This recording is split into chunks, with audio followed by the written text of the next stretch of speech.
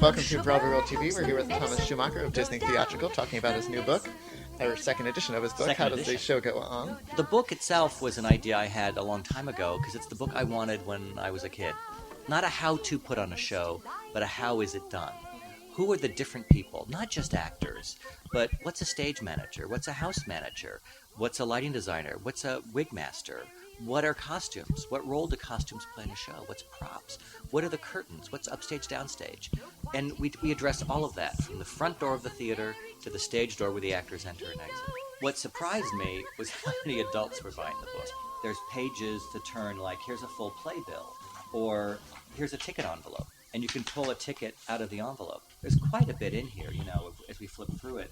Like this is a design folio of Julie Taymor's designs from The Lion King. And you get to see what did Julie's designs actually look like. And then you get to hold them up to the picture of the show and actually see the finished costume. One of the favorite things in the book was how does Rafiki get into makeup every night? And this fantastic fold-out is still there showing you all this stuff with Sidi Manye of how she actually gets dressed for the show. And what do you like people to sort of take away from this book? Well, there's a lot of takeaways. Yeah. One is the genuine affection for the theater and the affection for what goes inside it. But also to understand that every single day here at the New Amsterdam, someone is here working on Mary Poppins. Most people don't think about that. There's a lot of activity that goes on in the theater and all the different jobs of the theater. That's the part of this that I want to celebrate. What's an average day in your life like? It's always different. I've been gone for almost a month working on Tarzan in Hamburg, where we did an all-new production, about 3 times as big as the Tarzan on Broadway. This week, on Saturday, I went to Goodspeed Opera House to see a new show.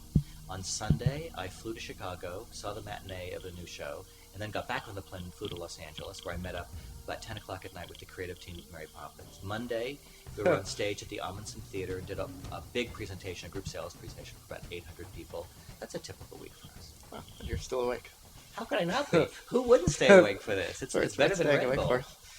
And what's new in the Mary Poppins tour? How is that going to differ from the Broadway production? Well, one of the big tricks of Mary Poppins, the idea that the show has to have a full house and yet have that house disappear, we had to find a way to build a house that you could travel with. And so now the house works almost like a pop-up book. Okay. And the full house is on stage. It can turn 360 degrees, and it opens up like a pop-up book. And we're inside the Banks family house. So that had to be completely reimagined. Most of the rest of the look of the show is pretty familiar. The house was the big change. And also touring his High School Musical, which seems to be every place these days. How is the stage version going? Well, the High School Musical thing is so interesting to me. Last year, 5,000 performances were given by kids, for kids, performed by kids all over America. What happened is the idea of a stage version to be professionally mounted was done, and the Manoses did that in Atlanta with our friend Jeff Calhoun. We then took that production, and I think there's 5 versions of that playing somewhere now. You can see it in Spain, you can see it in Italy, you can see it in the UK, you can see it in Germany. So it's all over. Any hints on what might be next for Disney here in the city?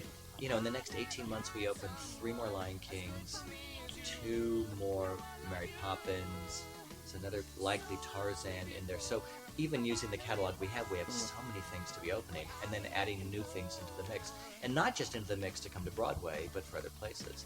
We're doing an internal reading in a couple of weeks for Newsies, which Alan Menken has written some fantastic songs to expand the film score out into a proper full-length musical. Oh, wow. So that's in the chain. So it's quite a bit coming. And where it'll go, is it Broadway? Is it touring? Is it licensing? That's all to be seen based on what the shows turn out to be.